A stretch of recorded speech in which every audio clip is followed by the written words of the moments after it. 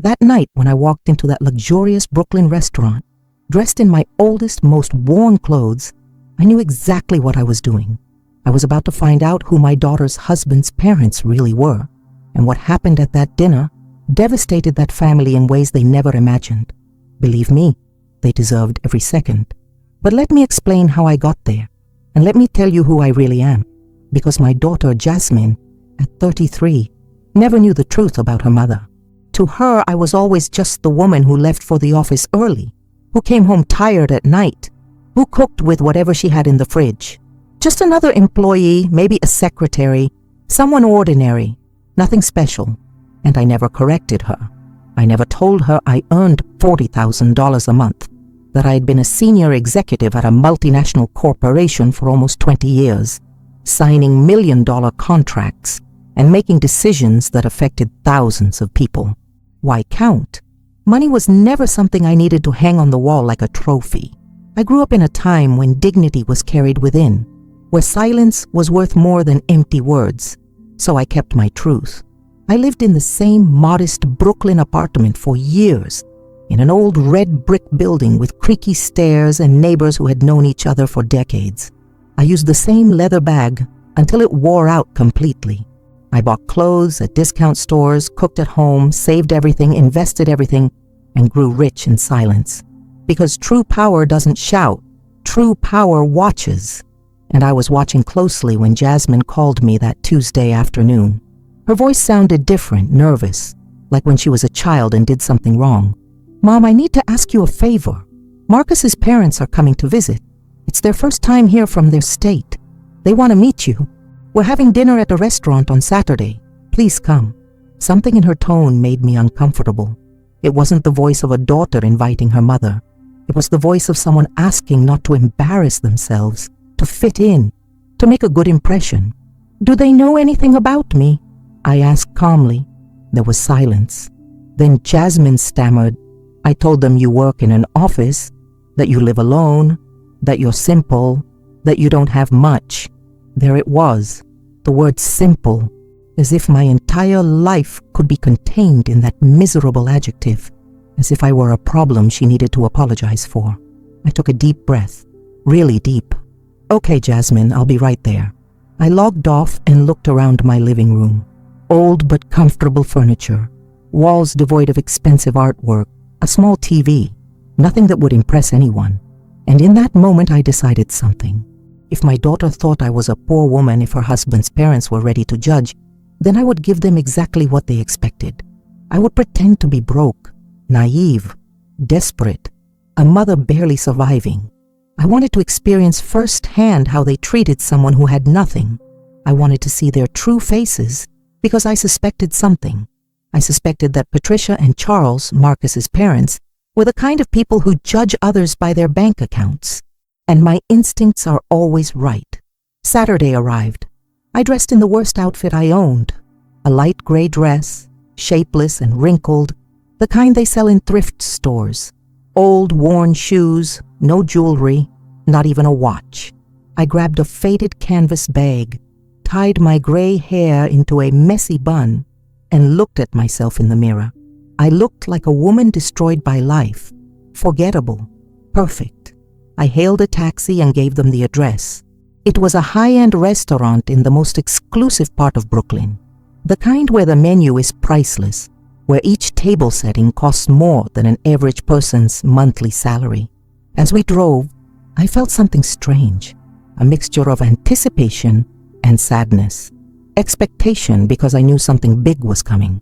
Sadness because a part of me still hoped I was wrong. I hoped they would treat me well, be kind, look beyond the old clothes. But the other part, the one that worked 40 years among the corporate sharks, that part knew exactly what to expect. The taxi stopped in front of the restaurant. Warm lights, a doorman in white gloves, elegant people entering. I paid, got out, took a deep breath, and crossed the threshold. And there they were. Jasmine stood beside a long table near the windows. She wore a tailored cream dress with gold accents, high heels, and perfectly straightened hair falling over her shoulders. She looked impeccable as always, but she wasn't looking at me. She was staring at the entrance with a tense, almost embarrassed expression. And then I saw them. Marcus's parents, already seated at the table, waiting like royalty on their thrones. Patricia, the mother, wore a tight-fitting emerald green dress covered in sequins, jewels at her neck, wrists, and fingers. Her dark hair was tied back in an elegant bun. She had that kind of cold, calculating beauty that intimidates. Beside her was Charles, her husband, in an impeccable gray suit, a giant watch on his wrist, and a serious, authoritative expression. They both looked like they'd stepped out of a glossy magazine. I walked toward them slowly with small steps, as if I were afraid. Jasmine saw me first and her face changed. Her eyes widened. She looked me up and down. I noticed she swallowed hard. "Mom, you came." Her voice sounded uncomfortable. "Of course, daughter. Here I am." She smiled shyly, the smile of a woman unaccustomed to such places. Jasmine's husband, Marcus, a tall, handsome young black man in a dark suit, greeted me politely but quickly. Jasmine introduced me to his parents in an awkward, almost apologetic way. "Dad, Mom, this is my mom, Dorothy." Patricia looked up, studied me, and in that instant I saw it all. The judgment, the disdain, the disappointment. Her eyes scanned my wrinkled dress, my worn shoes, my canvas bag. She said nothing at first, just extended her hand, cold, quick, and weak. "Pleasure." Charles did the same, a weak handshake, a fake smile. Delighted. I sat in the chair at the end of the table, the one farthest from them, as if I were a second-class guest. No one helped me pull out my chair. No one asked if I was comfortable. The waiter arrived with the elegant, heavy menus, written in French. I opened mine and pretended not to understand a thing. Patricia looked at me. "Need help with the menu?" he asked with a smile that didn't reach his eyes. "Yes, please. I don't know what those words mean." My voice came out low, shy. She sighed and asked me, "Something simple, something that won't cost much. I don't want to overdo it." The sentence hung in the air like a knife. Charles nodded. Jasmine looked away. Marcus played with his napkin. No one said anything, and I just watched. Patricia started by talking about general things. The trip from another state, how tiring the flight was, how different everything was here in New York. Then she subtly started talking about money. He mentioned the hotel where they were staying, $1,000 a night. He mentioned the luxury car they rented. He mentioned the shops they visited. We bought a few things. Nothing major, just a few thousand. She spoke, looking at me, waiting for a reaction, waiting for me to be impressed. I just nodded. "How cool. How beautiful." She continued, "You know, Dorothy, we've always been very careful with money. We work hard. We invest wisely. We now have properties in 3 states. Charles has major businesses and I oversee our investments." She gave a superior smile. "And you? What exactly do you do?" Her tone was sweet yet venomous. "I work in an office. I do a little bit of everything, paperwork, filing, simple things," I replied, lowering my gaze. Patricia exchanged a look with Charles. "Oh, I see. Administrative work. That's fine. It's honest. All jobs are worthy, right?" "Of course." Answer. The food arrived. Huge plates with tiny portions, all decorated like art. Patricia cut her steak with precision. "It costs $80, but it's worth it. The quality is worth the investment. You can't eat just anything, right?" I agreed. "Of course, you're right." Marcus tried to change the subject, talking about work and some projects. Patricia interrupted him. "Son, does your mother-in-law live alone?" Marcus nodded. "Yes, she has a small apartment in Brooklyn." Patricia looked at me with feigned pity. "It must be hard, right? Living alone at your age without much support? And your salary covers everything?" I felt the trap closing. "Badly, but I get by. I save where I can. I don't need much." Patricia sighed dramatically. "Oh, Dorothy, you're so brave. Seriously, I admire women who fight alone. Although, of course, we always want to give more to our children, to give them a better life. But that's okay. Everyone gives what they can." There was a subtle but deadly blow.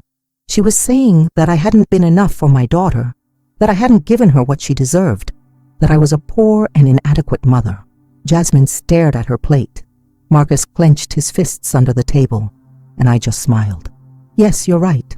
Everyone gives what they can. Patricia continued. We always made sure Jasmine, Marcus, had the best. She quickly corrected herself, but the slip-up was clear. We helped them with the down payment. We paid for their honeymoon because that's who we are. We believe in supporting our children. She looked at me intently. And you? Were you able to help Jasmine with anything when you got married? The question floated like a sharp knife. Not much. I gave them what I could. A small gift. Answer. Patricia smiled. How cute. Every detail counts, right? Quantity doesn't matter. The thought is what matters. And at that moment I felt anger begin to stir within me. The anger wasn't explosive. It was cool, controlled, like a river under ice. I breathed slowly, maintained my shy smile, and let Patricia continue speaking, because that's what people like her do. They talk, they inflate, they flaunt themselves, and the more they talk, the more they reveal themselves, the more they expose the emptiness within. Dinner continued like this for another hour. There were comments about expensive wines, European trips, jewelry, and investments. Every word was an attempt to make me feel small, insignificant, inferior. And then came the final blow. Patricia leaned forward, her expression changing to something falsely maternal. Dorothy, I think it's important that we talk about something as a family now that we're all here. She looked around the table. Marcus is our son-in-law and we love him very much. Jasmine loves him and we respect that decision. But as parents, we always want the best for our daughter. For our son. Another slip-up. She didn't really care about Marcus, only about the family image. Marcus tensed. Mom, I don't think now's the time. Patricia raised her hand. Let me finish, son. It's important. She looked at me.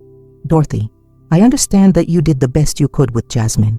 I know raising her alone wasn't easy, and I really respect you for that. But now Jasmine is in a different place in her life. She's married, she has responsibilities, and well, she and Marcus deserve stability. Stability? I asked quietly. Yes, emotional and financial stability. We've helped a lot, and will continue to help, but we also believe it's important that Jasmine doesn't have unnecessary burdens. Her tone was clear. She was calling me a burden. I, her mother, a burden.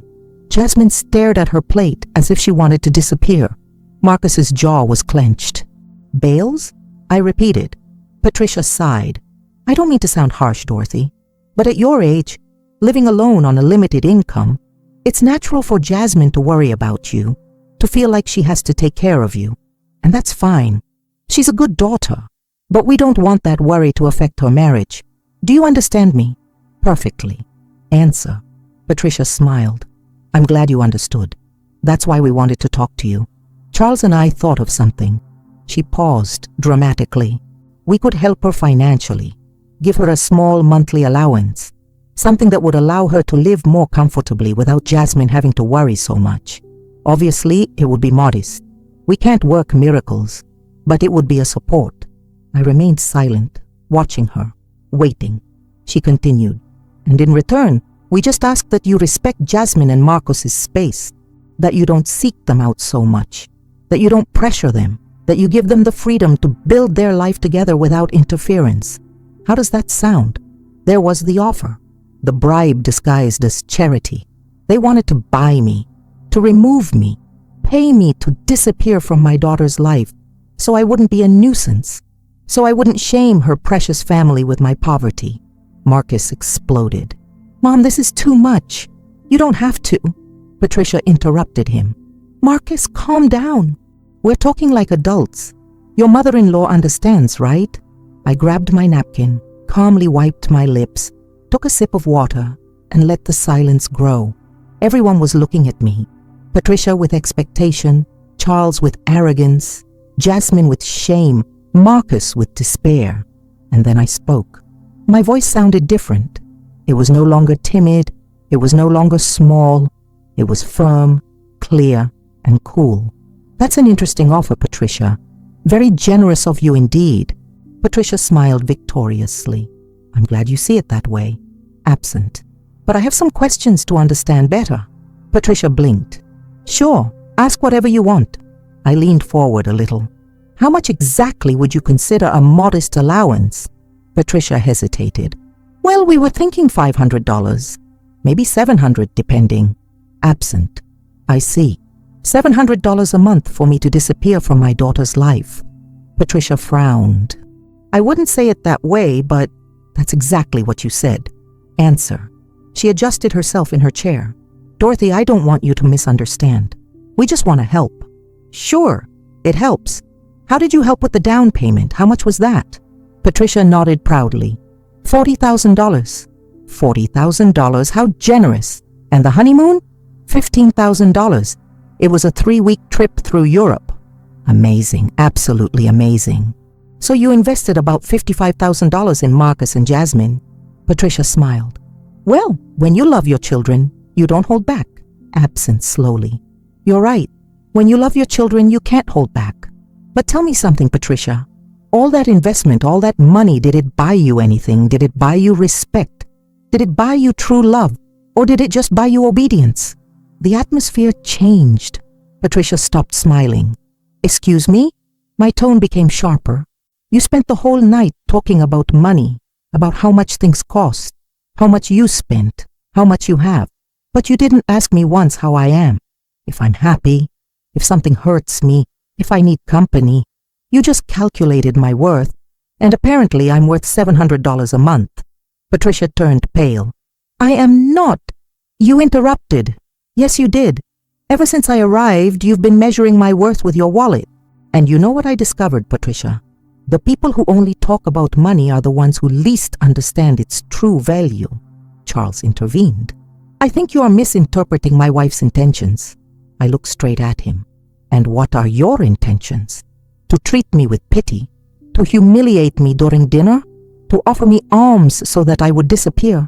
Charles opened his mouth but said nothing. Jasmine was pale. Mom, please. I looked at her. No, Jasmine, please don't.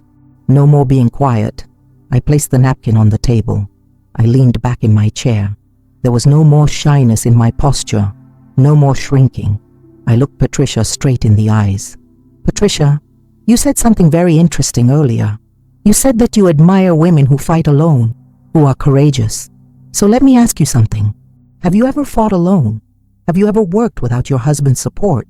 Have you ever built something with your own hands, without your family's money? Patricia stammered. I have my own achievements. What do you mean? Tell me. Patricia adjusted. I manage our investments. I manage properties. I make important decisions in our business. Absent. The businesses your husband built. The properties you bought together. The investments made with the money he generated. Or am I wrong? Charles intervened, irritated. That's not fair. My wife works as much as I do. Of course. I don't doubt she works.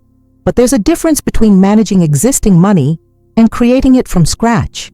Between overseeing an empire you inherited and building it brick by brick, don't you think?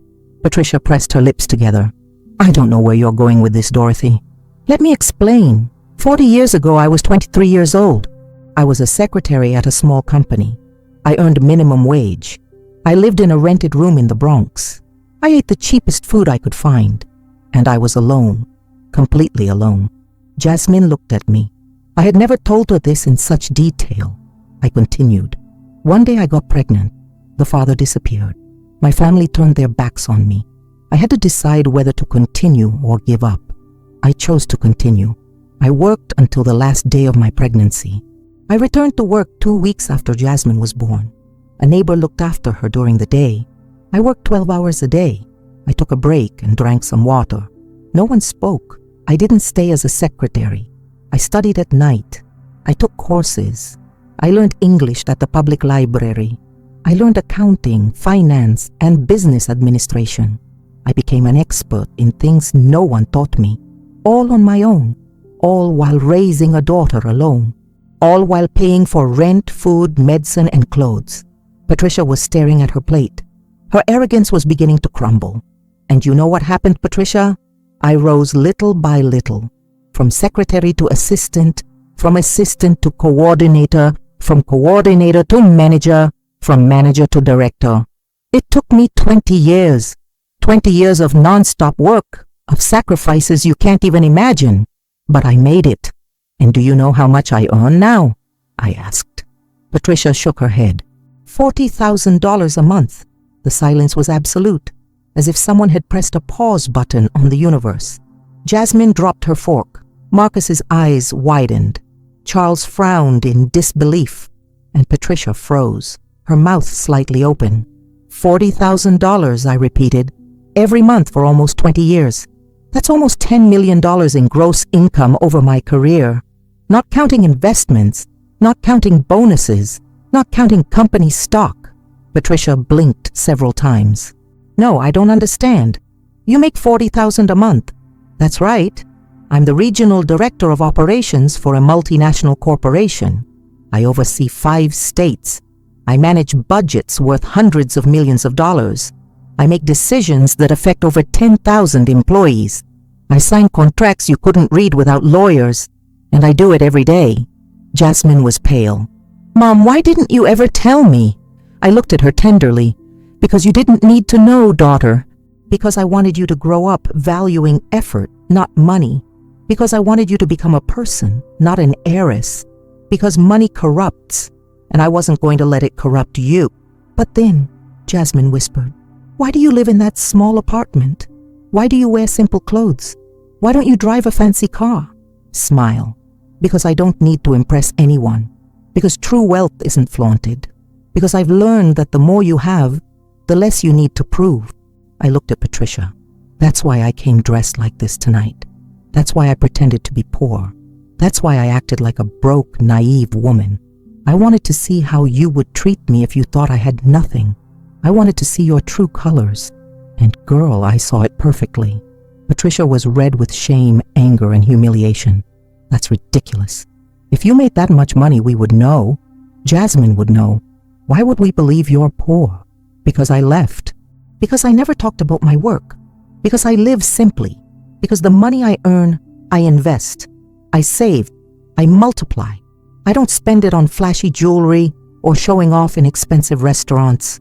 Charles cleared his throat. Still, that doesn't change the fact that you were rude, that you misinterpreted our intentions. I stared at him. Did I misinterpret you when you said I was a burden to Jasmine? Did I misinterpret you when you offered to pay me $700 to disappear from her life?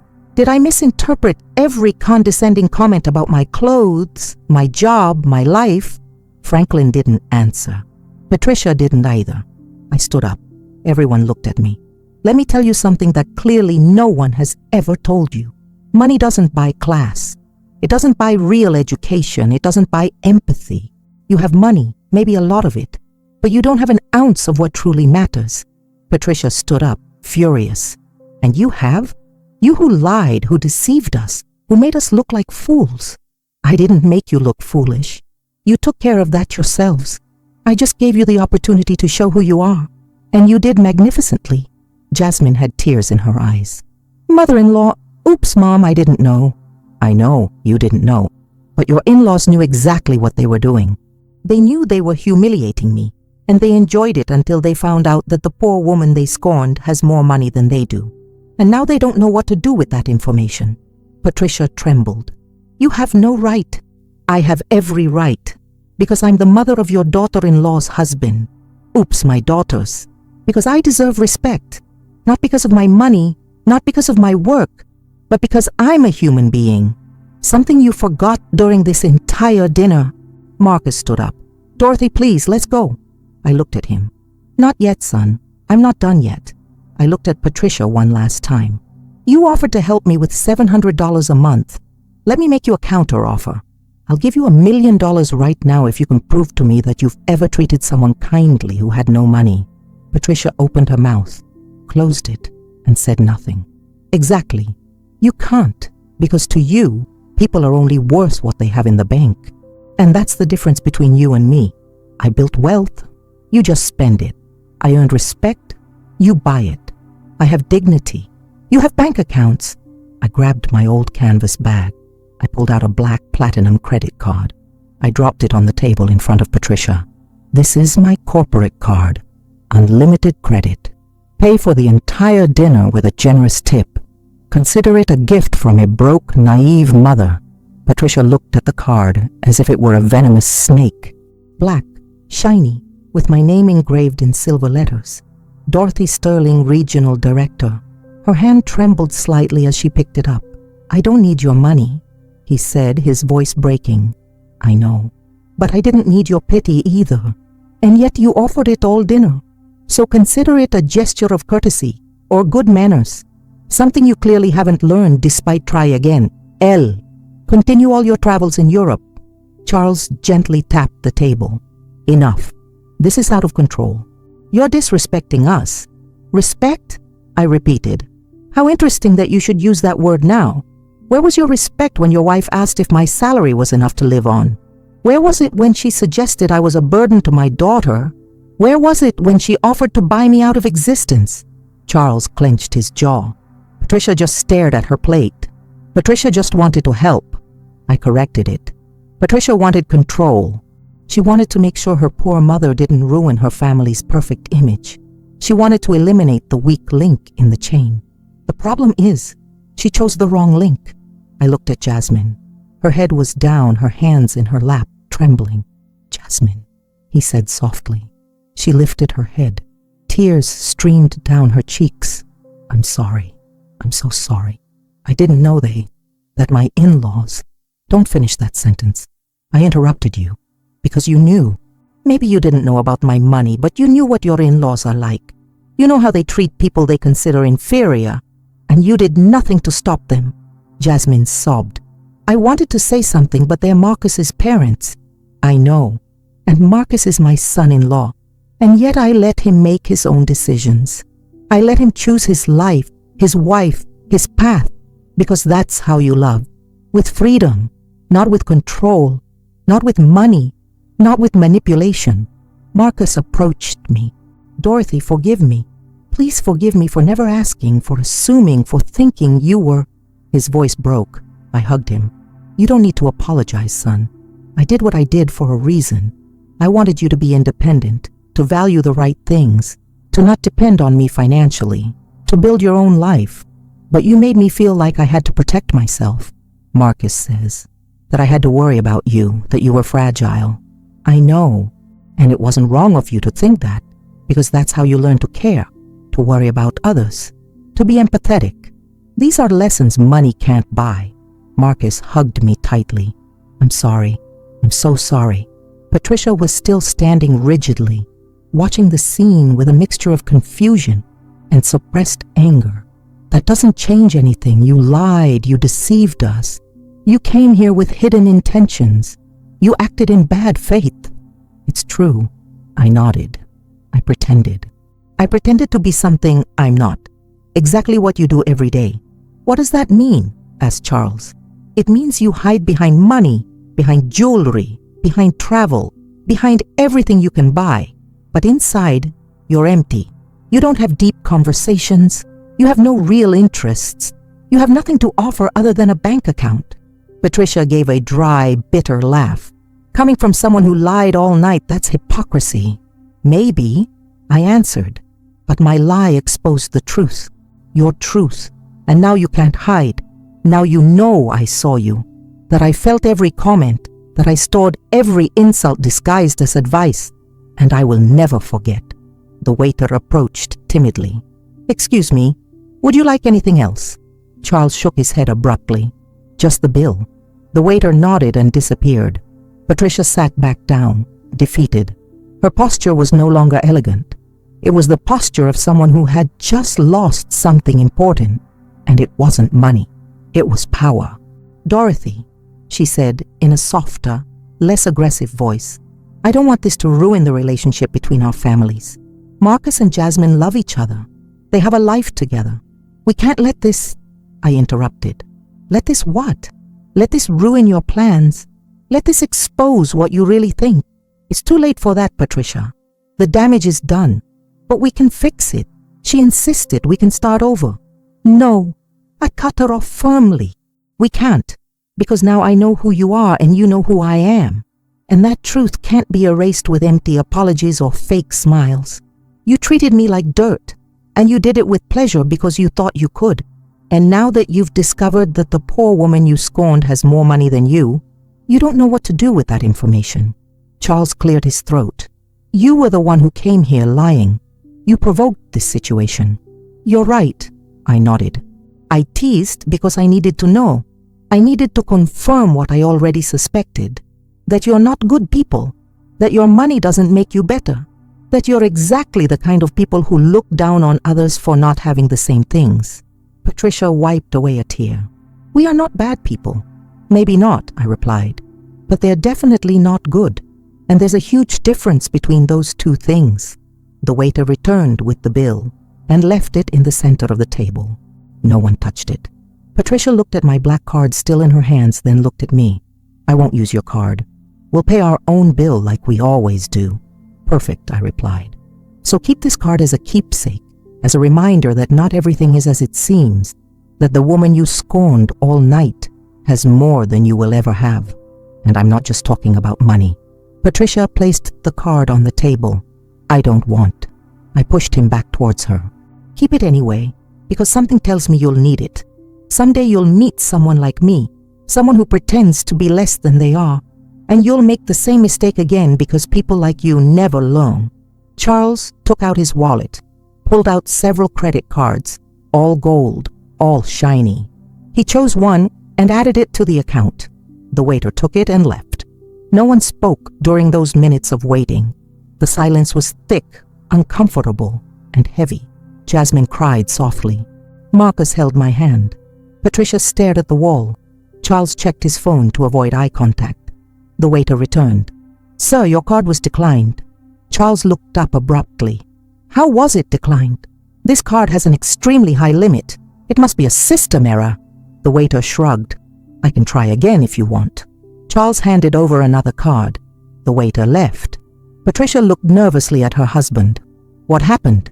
I don't know, Franklin replied irritably. It must be a bank error. Maybe they blocked the account for security reasons. It happens sometimes when you travel. I nodded with false understanding. Of course these things happen. How inconvenient. The waiter came back again. I'm sorry, sir. This one was also declined. Charles stood up. This is ridiculous. I'm calling the bank now. He stormed out of the restaurant. Patricia remained seated, embarrassed, humiliated. This has never happened to us, never, he murmured. What terrible timing, I commented without emotion. Marcus looked at the bill. Dorothy, can I? No, I interrupted him. You won't pay anything. I took out my wallet, a simple old leather wallet. I pulled out another card. This one wasn't black. It was transparent, made of heavy metal. A card that less than 1% of the world's population owns. I placed it on the table in front of Patricia. She looked at it. Her eyes widened. She recognized what it was. This is a Centurion card. That's right, I replied. American Express by invitation only, $250,000 minimum annual spending requirement, $5,000 annual fee just for having it, and benefits you could never imagine. Patricia said nothing. The waiter took the card carefully as if it was something sacred. He returned in less than 2 minutes. Thank you, Miss Sterling. Everything is taken care of. Would you like a receipt? It is not necessary. Answer. The waiter nodded and left. Patricia continued to stare at the space where the card had been. I got up, grabbed my old wallet, my canvas bag, and looked at Patricia one last time. Dinner was delicious. Thank you for the recommendation. And thank you for showing me exactly who you are. You saved me a lot of time, a lot of energy, and a lot of future disappointments. Patricia finally looked up. Her eyes were red, not from crying, but from pent-up anger. This doesn't end here, she said, her voice shaking. You can't just humiliate us and walk away like nothing happened. Jasmine is our daughter-in-law. Marcus is our son-in-law. We'll still be family. You'll have to see us. You're right. I'll have to see you on birthdays and Christmases and family gatherings. But now I'll see you differently. I won't wonder what you think of me anymore. I know, and you'll know that I know, and you'll live with it. Every time you see me, every time you pretend to be nice, you'll remember this night. Charles returned to the table. His phone was in his hand. His face was pale. There's a problem with the accounts. A temporary block for security reasons. It will be resolved tomorrow. He looked at the table. Have you paid yet? Yes, Patricia replied without looking at him. She paid. Charles looked at me. His pride was shattered. Thanks, he murmured, barely audible. You're welcome, I replied. That's what family is for, isn't it? To help each other out, especially when someone needs a little pocket money, say $700, or in this case, $800, which is what this dinner cost. Charles closed his eyes. Patricia clenched her fists in her lap. Marcus approached. Dorothy, come on, please, enough is enough. I looked at him. You're right. It was enough. I turned to Jasmine. She was still crying softly. Jasmine, he said softly. She raised her head. You're not to blame for what your in-laws are like. Nobody chooses their political family, but you do choose how you act, how you treat others, how you will raise your own children someday. Jasmine nodded through her tears. I'm sorry, he whispered again. Don't apologize again, I told her. Just learn. Learn that money doesn't define people, that humility isn't weakness, that respecting others costs nothing. And if you ever have children, teach them to see people's hearts, not their bank accounts. Jasmine sobbed harder. Marcus hugged her. Patricia looked away. Charles checked his phone again, avoiding all eye contact. I headed for the exit. I took a few steps, then stopped and turned around one last time. Oh, Patricia, one more thing. She looked at me. Do you remember when you said you speak 4 languages? Patricia frowned. What does this have to do with anything? Just curious, I replied. In which of these 4 languages did you learn to be kind? Because clearly it wasn't in any of them. Patricia opened her mouth, but no words came out. Exactly, I said so. You can speak 100 different languages and still not say anything worth listening to. I left the restaurant. Marcus walked beside me. The cool night air hit my face. I took a deep breath. I felt as if a huge weight had been lifted from me. Not a physical weight, but an emotional one. The weight of pretending, of tolerating, of remaining silent. Marcus took my arm. Dorothy, are you okay? Perfectly fine, I replied. Better than ever. And you, Marcus? Marcus sighed. I don't know. I'm processing everything. I can't believe you never told us about your work, about your money, about everything you've accomplished. I stopped and looked into his eyes. Does it bother you? He quickly shook his head. No, of course not. I'm proud, incredibly proud, but I also feel foolish. Blind. You're not a fool, I told him. You simply saw what I wanted you to see, and I did it on purpose because I needed you to grow up without depending on me, without feeling like you had an economic safety net waiting for you. I needed you to fight, to work, to appreciate everything you've achieved on your own. Marcus nodded. I understand. But now I also understand why you never complained, why you never asked for help, why you always seemed so calm, because you didn't need anything. Smile. I needed a lot of things, son, but none of them could be bought with money. I needed to see you grow up, see you become a good man, see you make the right decisions. And I got them. Even if I marry Jasmine? He asked in a weak voice. Even if you marry Jasmine, I replied. She's not your parents. She can learn, she can change, but that depends on her and you, on how you build your relationship, on what values you choose to follow. Marcus remained silent, processing, thinking. A taxi stopped in front of us. I had called a fare as we got out. Opened the door. Marcus stopped me. Dorothy, can I ask you something? Of course. Why did you do this? Why did you come here pretending to be poor? Why didn't you tell the truth from the beginning? I closed the taxi door. I turned to him. Because I needed to know, son. I needed to confirm if my suspicions were correct, if Jasmine's family was really what I imagined. And unfortunately, I was right. Marcus looked down. I'm sorry. You don't have to apologize for them, I told him. But you need to decide what kind of husband you want to be, what kind of father you want to be someday. What do you mean? He asked. I mean, you've just seen 2 very different ways of dealing with money and power. Your in-laws' way and mine. They use it to control, to humiliate, to feel superior. I use it to have freedom, to help without showing off, to live in peace. You decide which path to follow. Marcus nodded slowly. I understand. I opened the taxi door again and got in. I rolled down the window. Marcus approached. Dorothy, one last question. Say, will you ever forgive Patricia and Charles? I thought for a moment. Forgiving doesn't mean forgetting, I replied, nor does it mean allowing it to happen again. I may forgive them someday when I see a real change, when they start seeing people as people, not numbers.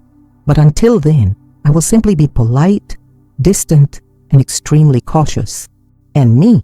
Marcus asked. Will you forgive me for not asking, for assuming, for allowing this dinner to happen? I looked at him tenderly. Son, there's nothing to forgive. You did what you thought was right. You wanted your family to know each other. That's beautiful. What happened next wasn't your fault. It was theirs, and a little bit mine too, because I decided to play their game. Marcus smiled weakly. You win. I won. I agreed, but I don't feel victorious. I feel tired and sad because I confirmed something I didn't want to confirm, that some people will never change, that some families are broke even though they have money, that there are voids that no bank account can fill. The taxi driver cleared his throat. Ma'am, should we go? Yes, I replied. Give me a second. I looked at Marcus one last time. Go back to Jasmine, talk to her, listen to her, support her, but also be honest. Tell her how you felt tonight. Tell her what you expect from her family and from her, because if you don't set boundaries now, this will happen again and again. I go, Marcus promised. I love you, Dorothy, and I mean it more sincerely now than ever because I know who you really are, and you are amazing. Smile. I love you too, son, and I love Jasmine too. Always have, always will. It doesn't matter how much money I have or don't have, because love is priceless. And that's a lesson Patricia and Charles will never learn. Marcus walked away from the taxi. I signaled to the driver. We can go. The taxi drove off. I glanced out the window. I saw Marcus walking back to the restaurant, his shoulders hunched, thoughtful. He was probably heading back to find Jasmine, to face his in-laws, to have difficult conversations. And I felt proud, because it meant he was maturing. He was learning. He was choosing to be better than the example he had just witnessed.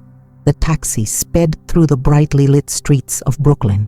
I closed my eyes and thought about everything that had happened. Every word, every look, every tense moment. And I wondered if I had done the right thing, if I had been too harsh, too cruel, too vindictive. But then I remembered every veiled insult, every condescending comment, every dismissive look. And I knew that no, it hadn't been too much. It had simply been honest. Finally, the taxi cruised through the empty night streets. The lights of the buildings flickered past the window. I opened my old canvas bag and took out my phone. A simple phone, nothing flashy, nothing to draw attention to. I had 3 unread messages. One from my assistant asking about a Monday meeting, another from a colleague congratulating me on a closed contract, and one from an unknown number. I opened the unknown message. It was Jasmine's. Mom, please forgive me. I didn't know my in-laws would be like this. I'm embarrassed. I need to talk to you, please. I stared at the message for a long time. I considered replying. Then I decided against it. Not now. She still needed time. I needed it too. Words hurried by guilt rarely mean anything real. Real change takes time, reflection, and consistent action. I put the phone away. The taxi driver looked at me in the rearview mirror. Excuse me for asking, ma'am. Is everything okay? I looked at him. Yes, everything is fine. Why? Well, you came in very quietly, and normally people leaving that restaurant are happy, talking about how delicious the dinner was. You left looking like you'd been in a war. I smiled slightly. Something like that. Was it that obvious? He shrugged. I've been driving a taxi for 20 years. I've seen it all. People drunk, people fighting, couples breaking up, families arguing. And you get that look of someone who just said something they've been holding in for years. You are perceptive, I told him. It's part of the job, he replied. Besides, it helps pass the time. Want to talk about it? You don't have to. But sometimes it helps to tell things to a stranger, someone who won't judge you, someone who doesn't know you. I considered his offer. It was tempting, but I shook my head. Thank you, but I think I've said enough for today. He nodded. I understand. But let me tell you something. Whatever happened in there, you did the right thing. I know because you're calm. You're not crying, you're not screaming, you're processing, and that means you spoke your truth. And the truth always brings peace, even if it hurts. His words surprised me. He was an older man, maybe 60, with gray hair and laborer's hands. A simple man like the one I pretended to be. "Do you believe in the truth?" I asked him. "I believe in honesty," he replied. "Not always in the absolute truth, because the truth changes depending on who tells it. But honesty doesn't. Honesty is saying things the way you feel, without masks, without lies, even if it hurts, even if it makes things awkward, even if it costs something. Absent. You are sure? My wife always told me I was too direct," he continued, "that I said things without filter, that I hurt people unintentionally, and maybe she was right. But she also told me she never doubted me because she knew what came out of my mouth was real, not calculated, not manipulated, just real." Smile. "She seems to have been a good woman." "She was," he replied. "She died 5 years ago. I am really sorry." I said it sincerely. He shook his head. "Don't be. We had 40 years together. 40 years of honesty, of fights, of reconciliations, of laughter, of tears. And not once did I go to sleep wondering what she really thought because she always said it. And so did I. That is a gift." "You're right," I murmured. "It's a gift." The taxi stopped at a red light. "Can I ask you something personal?" the taxi driver asked. "He can." "Are you rich?" The question took me by surprise, not because of the question itself, but because of the direct way he asked it. "Why do you ask that?" "Because I picked you up at $1,000 a head restaurant, but you dress like someone who shops at discount stores. You have an old purse, worn out shoes, but you talk like a businesswoman. You move like someone with power. And you paid for my cab with crisp new bills from a wallet that looks 20 years old." "Observer," I commented. "It's part of the job." He repeated. "So I am?" "It depends on how you define rich," I replied. "If you're talking about money, yes, I have enough. More than enough. If you're talking about happiness, I have that too. Peace, health, a daughter I love, work I'm passionate about. That makes me rich in so many ways." He nodded, satisfied. I knew I had something. Truly rich people don't need to prove it. The light turned green. The taxi continued on. "And what happened at that restaurant?" he asked. If it's not too indiscreet, I pretended to be poor. I answered, to see how they would treat me. He let out a loud laugh. "Really? That's brilliant. And how did they treat you?" "Like trash," he said without emotion. "They humiliated me. They offered me alms. They treated me as if I were invisible, less than human." He stopped laughing. "I'm sorry. That must have hurt. A little." I admitted it. But it also confirmed something for me, that I was right about those people, that they weren't worth my time, that they didn't deserve my respect. And now they know. Now they know who I am, and they'll have to live with that shame. The taxi driver whistled softly. That must have been epic. It was. I smiled. It definitely was. We arrived at my building, an older, middle-class building. Nothing fancy, nothing impressive, but comfortable, safe, home. The taxi driver parked and looked at the building. "Do you live here?" "I live here," I confirmed.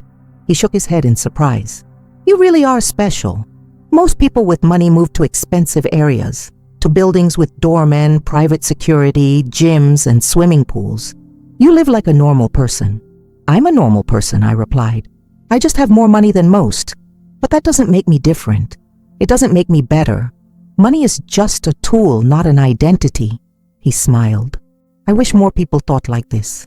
The world would be a better place." I took out my wallet. "How much is it?" $30, he replied.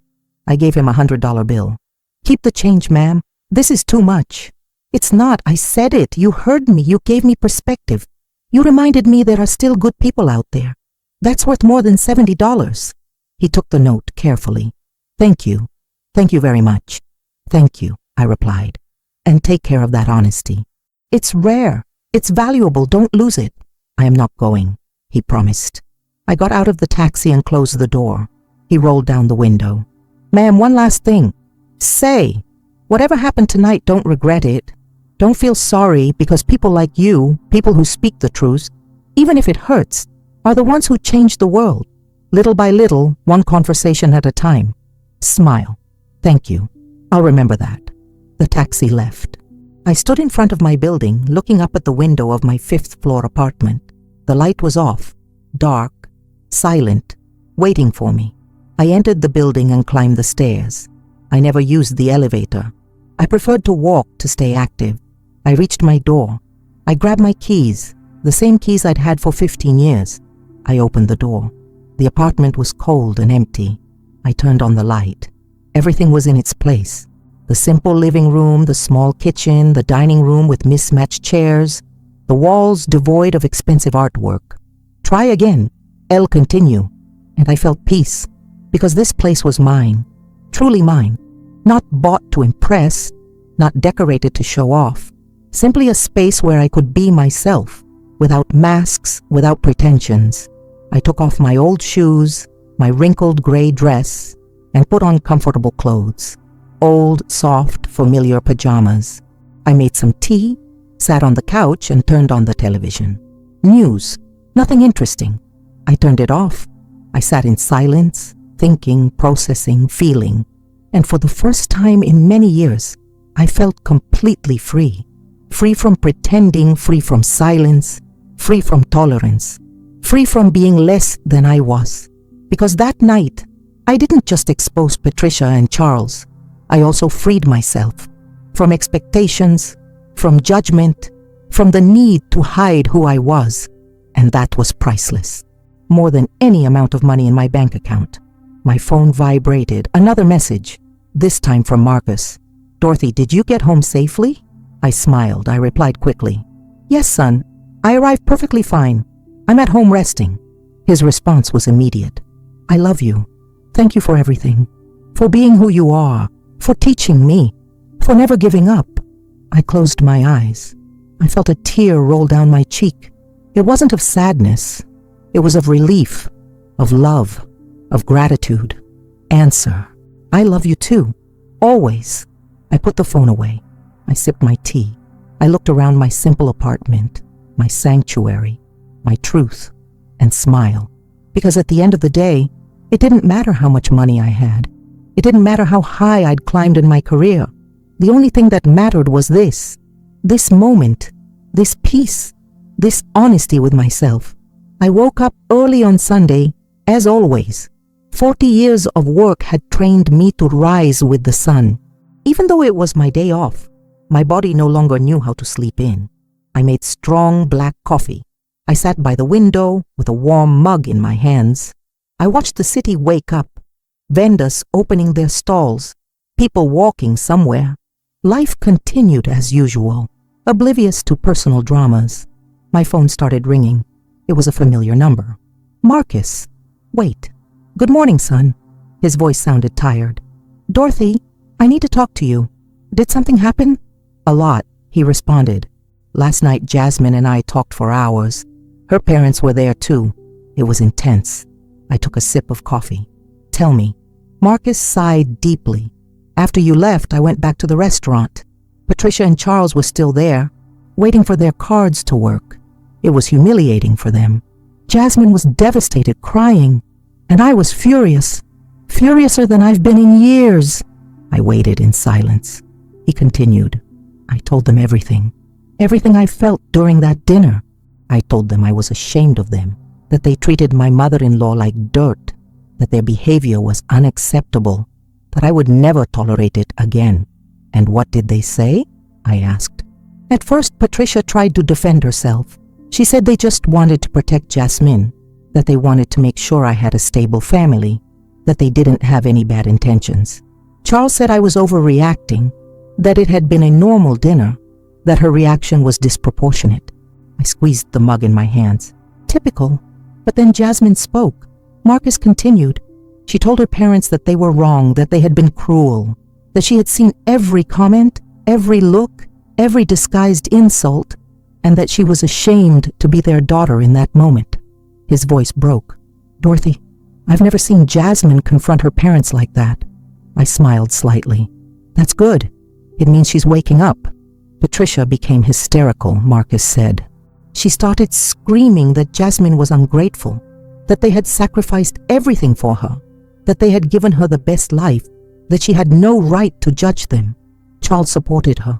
He said we were being manipulated by you, that you had planned everything to make them look bad. I let out a dry laugh. Of course, it's my fault. That's what made them most angry, Marcus said. I told them they were right, that you had planned everything. But they fell into the trap because that's how they really are, because they really treat people they consider inferior this way. You simply gave them the opportunity to show themselves, and they did it perfectly. Well said, I murmured. Thank you. I learned from you. There was silence. Then Marcus continued. Dorothy, I need you to know something. Last night I made a decision. Jasmine and I are going to set boundaries with her parents. We won't cut off our relationship, but we will establish clear rules. No money talk, no comparisons, no attempts to control our lives. And if they can't respect that, then they'll have to accept the consequences. What if they don't accept? I asked. No, he replied. They left furious. They said we were ungrateful, that we would regret it one day, that when we needed help, they wouldn't be there. Charles said he would reconsider the will. Patricia said Jasmine had chosen the wrong family. I shook my head. Emotional blackmail, the last resort of people without arguments. Exactly, Marcus said. But it didn't work. Jasmine stood her ground. I stood my ground too. They left the restaurant without saying goodbye, without looking back. And honestly, Dorothy, I felt relief, like a huge weight had been lifted off me. That's because it was. I told him, you've taken off the burden of living under their expectations, under their control. Now you can build your life how you want, not how they dictate. Thank you, Mom, Dorothy, Marcus said, his voice emotional. Thank you for doing what you did last night. I know it was hard. I know it was weird. But we needed to see. I needed to see who they really were. And Jasmine needed to see that there was another way to live. A more honest, more authentic way. You're welcome, son. I just did what I believed was right. There's one more thing, Marcus said. Jasmine wants to come see you. She wants to apologize in person. She wants to talk to you. Not as a daughter-in-law trying to look pretty, but as a woman trying to learn. What do you think? I thought for a moment. Tell her she can come, but not today. Give her a few days to process, to think carefully about what she wants to say. Hasty apologies are empty. The ones that take time are real. I'll tell her, Marcus promised. Dorothy, one more question. How are you doing after all this? How do you feel? I looked out the window. The sun was already high. The day had officially begun. I'm fine, I replied. Better than fine. I'm at peace because I finally said everything I needed to say, and I don't regret anything. I'm glad to hear that. Say, Marcus, I love you. I love you too. Rest easy. See you soon. I hung up the phone, finished my coffee, and got up. I decided to do something I hadn't done in a long time. Take a leisurely, unhurried walk, just walking and thinking. I put on comfortable clothes, old jeans, a simple blouse, worn sneakers. I grabbed my keys and left. The streets of Brooklyn were bustling with life. Families strolled, children ran, couples held hands, vendors offered food. The smell of bacon and pancakes filled the air. I walked to Prospect Park and sat on a bench, watching people pass by. I realized something. Most of these people probably didn't have much money. They lived on par. They worked hard. They struggled every day. But they smiled. They hugged. They enjoyed the moment. And then I thought about Patricia and Charles, with all their money, their properties, their travels, their jewelry. Were they truly happy? Or were they just busy trying to prove something, trying to fill a void with material things, trying to buy value, respect, love, things that could never be bought? An older woman sat down next to me. Good morning, she said with a smile. Good morning. Answer. Beautiful day, isn't it? She commented. Very handsome. Absent. She took bread out of the bag and began to feed the pigeons. I come here every Sunday. It's my moment of peace before the week gets crazy again. I understand that, I said. I needed a moment of peace too. Tough week? She asked. Something like that, I replied. More like a rough night. She nodded sagely. Sometimes a single night can change everything. You're right, I murmured. Can I give you some unsolicited advice? He can. Smile. She pointed to the pigeons. Look at these birds. Some are big, some are small, some have beautiful feathers, some have unkempt feathers. But they all eat the same bread. They all share the same space. None of them thinks they are better than the others. It's a good metaphor. These. It's not a metaphor, she replied. It's the truth. Humans are the only animals who invent false hierarchies, who measure value by external things. Pigeons don't do that. They just live. They just are. We should learn from them. I smiled broadly. You're absolutely right. I should teach some people I know. She laughed. Oh, daughter, at my age I don't teach. I just observe and share what I see. But most people don't listen. They're too busy running, buying, competing, forgetting that in the end, we all end up in the same place. With or without money, with or without jewelry, with or without property, we all end up turning to dust. How philosophical, I commented. How realistic, she corrected. I've lived 82 years. I've seen it all, and I can tell you this. The most miserable people I've ever known were the ones who had the most, because it was never enough. They always wanted more. They always competed. They always compared. And they died without having really lived, without having really loved, without having really been. Her words resonated deeply within me, as if she had touched on something I already knew, but hadn't articulated. Thank you, I told her, for sharing this. She patted my hand. You're welcome, daughter. And remember, it doesn't matter how much you have or don't have. What matters is how you treat others, because that's what lasts. That's what transcends. That's the only inheritance worth having. She slowly stood up, put away her empty bag, and waved goodbye. Have a beautiful Sunday. You too. Answer. I watched her leave. A small woman bent with age, wearing old clothes and worn shoes, but with more wisdom than all the Patricias and Charleses in the world combined, and I felt grateful. Grateful for that encounter, for that reminder, for that simple and powerful truth. I sat on the bench for a while longer, thinking, feeling, processing everything that had happened, and I came to a conclusion. I regretted nothing. Not a word, not a single action, because everything I did last night was necessary. It was liberating. It was honest. And honesty, even when it hurts, is always the right path. 3 days passed before Jasmine knocked on my door. 3 days of silence, processing, and reflection. When I heard the doorbell ring that Wednesday afternoon, I knew who it was. Opened the door. There she was. No makeup, hair tied back in a simple ponytail, wearing jeans and a simple blouse. No jewelry, no high heels. She looked vulnerable, real, different from the woman I'd seen at the restaurant. Mother, she said in a low voice, can I come in? I walked away. She walked in slowly, looking around, observing my apartment with new eyes. The simple living room, the old furniture, the walls devoid of expensive decorations. She sat down on the couch when I pointed to it. I sat across from her, waiting, not pressuring her, letting her find her words. I don't know where to begin, she finally said. Start where you feel ready. Answer. She took a deep breath. I came to apologize, but not just with words. I came to explain why my in-laws are the way they are, and why I kept quiet for so long. I listened in silence. Jasmine continued, her voice shaking. My in-laws grew up poor, very poor, in a small town in the south, with no electricity, no running water, working in the fields since they were children.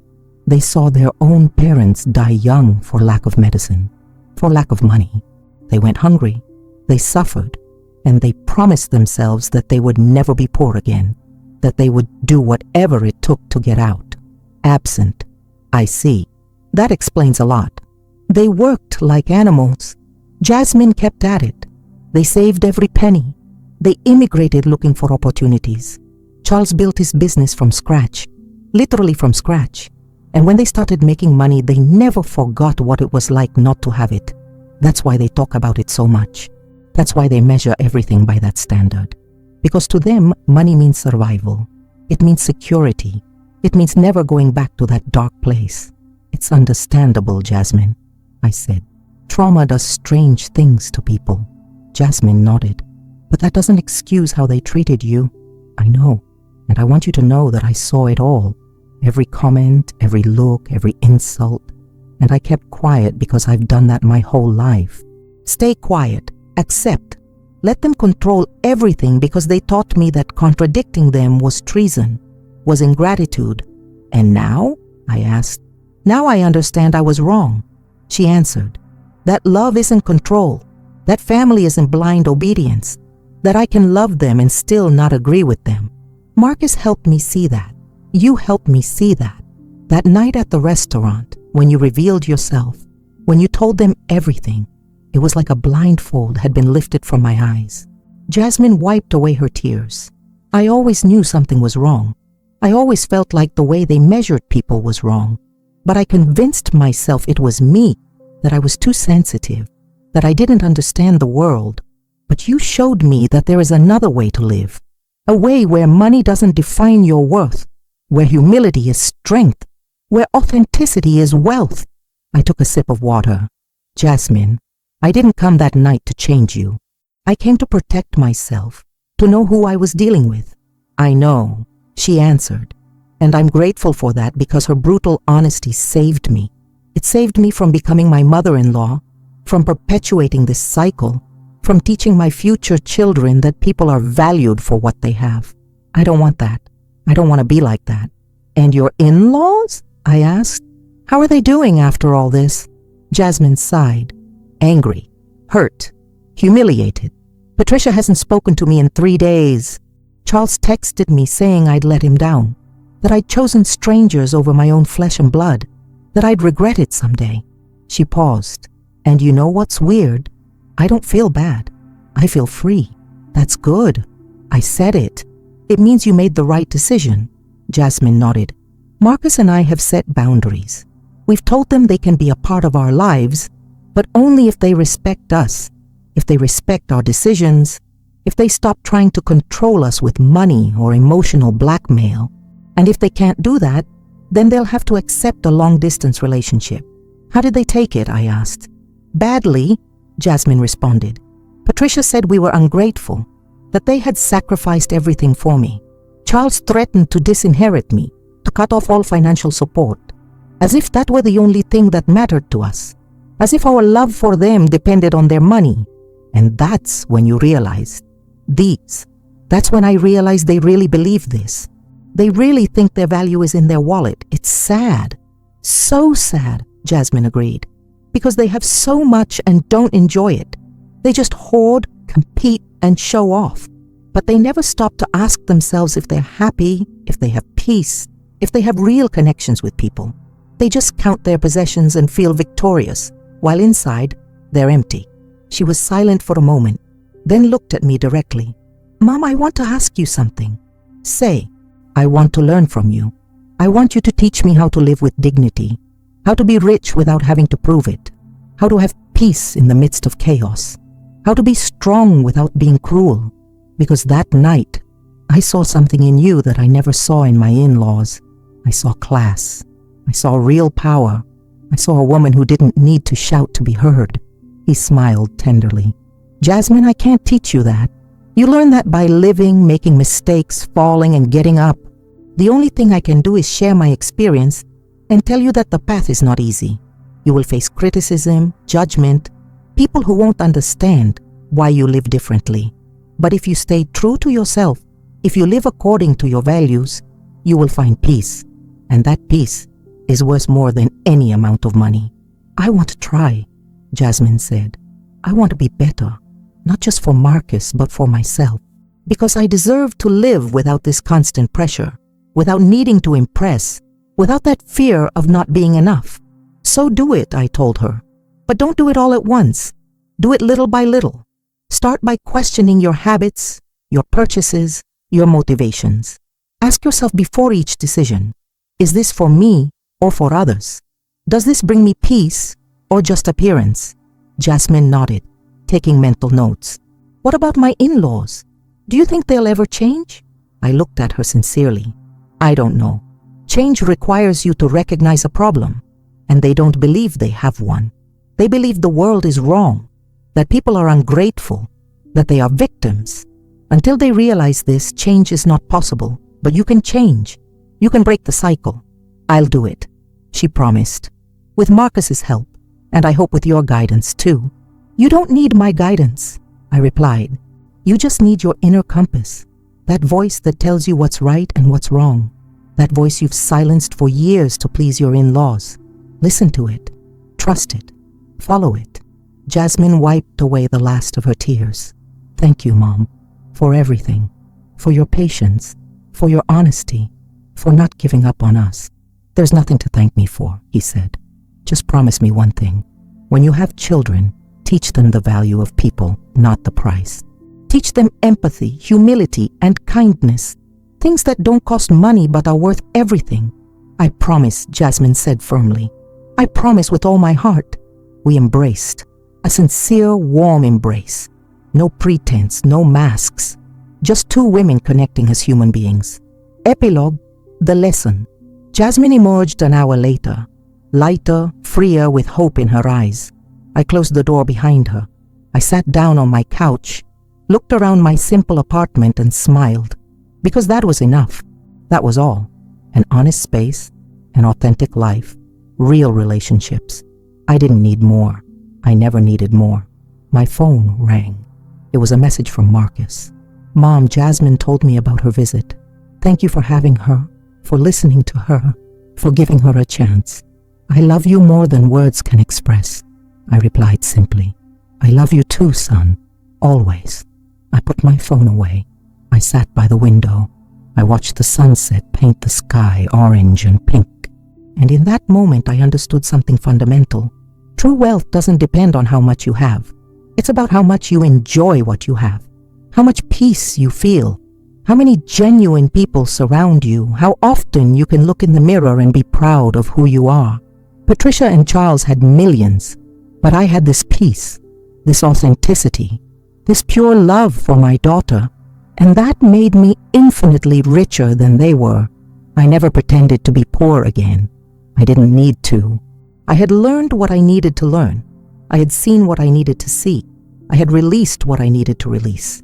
Patricia and Charles remained who they were, rich in money, poor in spirit. But that wasn't my problem anymore. I had spoken my truth, set my boundaries, protected my peace, and for the first time in a long time, I didn't have to pretend who I was. I was simply being Dorothy, mother, executive, woman, survivor, fighter, rich in every way that truly mattered. And that was more than enough. That was it. Did you like this story? Which city are you listening from? Let's meet in the comments. If you like the story, you can support me by leaving a like and subscribing to the channel so I can continue bringing more stories like this. Thank you so much for your sweet support. I look forward to hearing your comments on the story. Don't forget to subscribe. See you in the next story. With love and respect, Grandma's Diaries.